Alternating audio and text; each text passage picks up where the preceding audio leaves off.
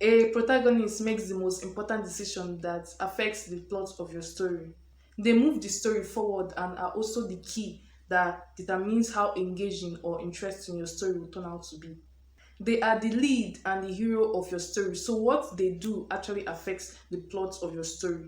So it is very important to build or create a strong protagonist. And in this video, I'm teaching you how to create a strong protagonist that your readers will love and die for. But first, my name is Ifnaya Precious Omalajiku, and I create helpful videos to help writers like me. One thing you must take note of to be able to write a strong protagonist is note down their identifiable characteristics. What do they look like? Do they have any prominent feature? Do they have any habits? These are the questions that you should ask yourself, and once you come up with that answer, you should note them down. So, the next thing that would help you create a strong protagonist is to create your protagonist belief.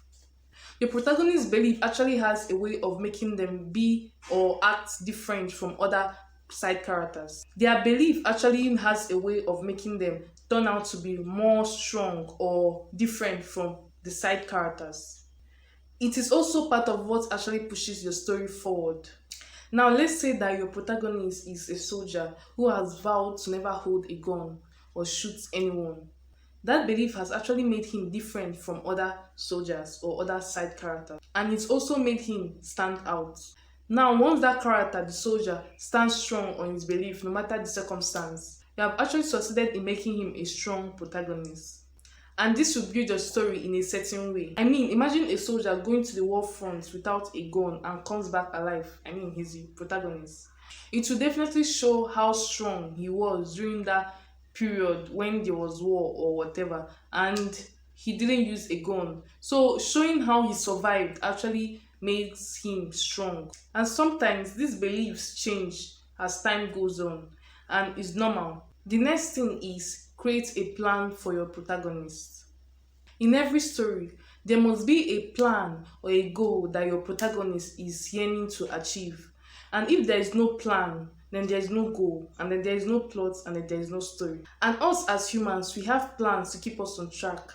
These plans actually help us achieve our goals. So why would your character have plans? Imagine your protagonist without a plan. It's more like saying that there is no story to tell. Now, how they achieve this plan or goal is actually what makes your character to be strong. If they are the type that gives up easily on their goal, then you are most probably creating a weak character. So you must make sure that they stick to their goal or their plan and make strong decisions as they are following their plan and moving forward to their goal. Let's say you are reading a book about a girl who is about to fight a beast, and once she wins that beast, she will gain the king's favor. But on seeing the beast, she immediately backs up and is like, I don't want to fight again. I want to go home and sleep. You have actually ruined the exciting moment of that story, and it will actually lose the interest of your reader, because if you are actually writing a story about a protagonist who is about to fight a beast, your readers will be very excited to know what actually goes on during the fight and all that stuff. So you now, by making them back up from their plan or their goal, the girl, since she's not going to fight anymore, is actually going to make them lose interest, and you are creating a weak character. So to make them strong or to make them appear strong, make sure that they strive to achieve that plan or goal and not just backing off. The next one is make your protagonist lively or active. When I talked about the girl who decided to go back home and sleep and refused to fight the beast, doing that actually made her appear passive. If she had fought the beast, she would most likely win because she's the protagonist of the story. And by doing that, she's being active in the story. Your protagonist is actually supposed to be the most active character in your story. And once they are active, which means they make decisions, and by making these decisions actually makes them appear strong. If they're able to make decisions, especially when there is a dilemma, it will make them appear strong. So making them active will actually make them make more decisions, thereby making them appear strong in the eyes of your readers. The next thing is create challenges for them. Creating challenges for them actually makes them appear much stronger. It will also show your readers how these protagonists will react to a challenge. And by doing this, it fleshes out their personality. And one thing us writers should know is that we should stop trying to save our protagonists unnecessarily. I know most writers love their protagonists so much, but once you get a challenge in front of your protagonist, don't just remove them or pull them out without allowing them to fight that challenge. You mustn't always save them, or maybe you brought a challenge in front of them and then you somehow create a character from nowhere to come and help them immediately, and then they're out of that challenge immediately, and this keeps going and going, and there is no single scene where the protagonist actually fought for himself or herself. It really hides the opportunity to show to your readers how strong your character actually is. The next thing is display your protagonist's emotions. Putting in emotions actually conveys strength. Let's say that there's this little child that was psychologically abused, and the person who abused him or her was telling him that he will never make it in life and all those stuff. Definitely, it will make him feel sad, and maybe he'll use it as a challenge to make sure that he makes it in life. Now, that part where he felt sad is actually the part where the reader's emotions will be pulled in. So when that child actually decides to make sure that he makes it in life despite the abuse, it shows how strong that character is, even though he is being abused psychologically. So make sure to pull in that emotion. And while pulling in that emotions, don't just tell us how he felt. Describe how he felt. Don't just say he was scared. How scared was he? Was he so scared that he peed on his pants? Describe how scared he was. Next thing on the list is change. You can actually make your protagonist appear strong by putting in change. And not only that, it also helps your protagonist appear realistic.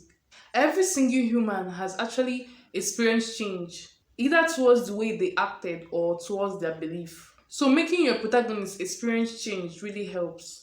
And one thing you should know is that change is caused by either the side characters or the world of your story. But if you notice that there is no need for change in your protagonist, then don't put it there. Because forcing change to your protagonist when it's not necessary will actually make the story take a wrong turn. An example is that there are some romance novels that the whole plot is just about a man and a woman falling in love, and then the end is that they go married. There was no change in the protagonist, everything just went smoothly. The whole plot was just the journey of their love. But there are also some romance novels that the protagonist has a backstory that made him to not believe in love. And then one day, a woman just comes into his life and makes him believe that there is still love. So there was change in that protagonist. And not only that, it also changed his belief towards love. So put change if it applies to your story. Don't force it into your protagonist. The next thing is make your protagonist likable, funny, and relatable. Writing a likable protagonist is very important so that your readers will love them. And how to do this is get a pen and a paper. Try to think of all the bad attitudes or all the bad characters that you have seen in people that you don't like at all. Once you have come up with it, then write it down. Write down every single one of them.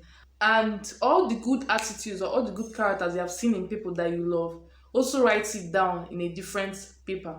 Do you want them to be courageous? Do you want them to be bold? Write it down. Now, after you have done this, make sure that your protagonist never exhibits the bad attitudes that you have written down on paper. And make sure that your protagonist also shows or exhibits the attitudes of the good ones that you have written on a different paper. Do you hate selfish people? Then make sure that your protagonist isn't selfish. And once you have done all this, you have automatically created a likable character. And not just a likable character, but a strong one.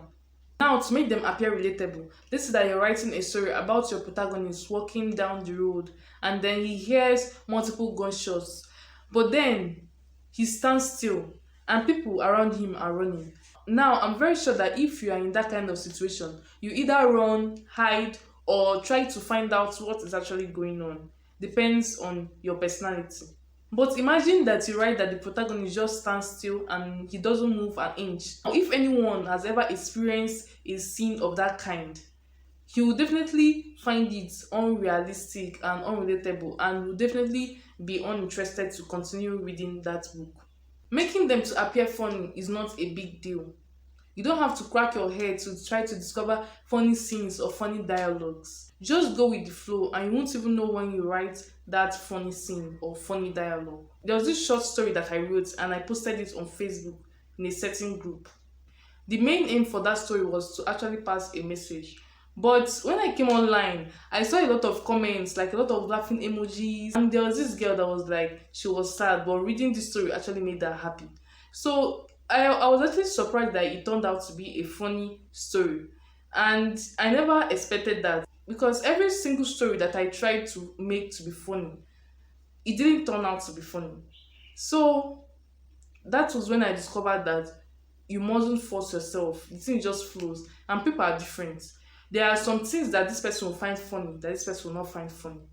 Even if both of them finds it funny, there's a certain way that this person will laugh at that certain funny joke, and there's a certain way this other person will also laugh. Maybe this person will laugh so loud that you'll be rolling on the floor, while this other person will just chuckle a bit or just smile and keep moving. So don't force it. Just move with the flow. And you won't even know when you'll be writing a funny scene. Now, the last thing on the list is don't make your protagonist look or appear extremely perfect. They are the most sweetest in your story. They are the most pretty or the most handsome with six packs. They have the best family. They have the most skills. In fact, they know all the skills in the world. They have the best love life and never lack a thing. Yes, it sounds all good and nice, but don't you think that is too extreme? They can have a flaw. It's something that every human has. So it's okay for them to have it.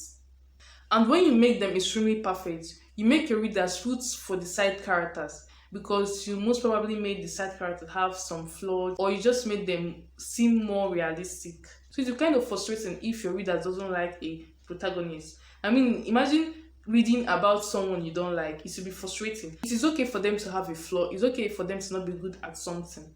And what actually makes them strong is how they tackle that flaws or those flaws. If they don't know a skill and it is important for that story to develop, do they try to learn that skill or do they just don't care about the skill? By making them learn about the skills, show how strong they are. So this is the end of this video and I hope you found it very helpful. If you did, be sure to subscribe and hit that notification button so you can always get notified whenever I upload helpful related videos like this. See you next time.